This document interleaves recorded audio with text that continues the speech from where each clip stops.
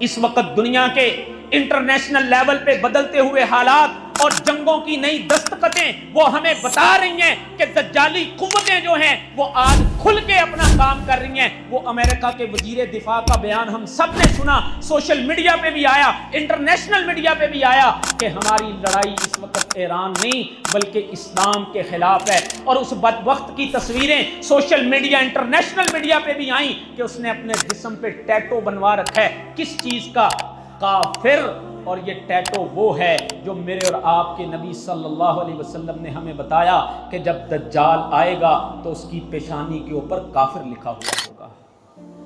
یہ آج دجالی قوتیں آج اسلام اور ان کے مقابلے چل رہے ہیں. میں اور آپ دیکھیں ہم کس کے ساتھ کھڑے ہیں. ہم لوگ جو ہیں وہ اللہ کے دین کی جماعت کے نمائندے ہیں. ان کافروں کے مقابلے میں ہم کہاں پر کھڑے ہو رہے ہیں؟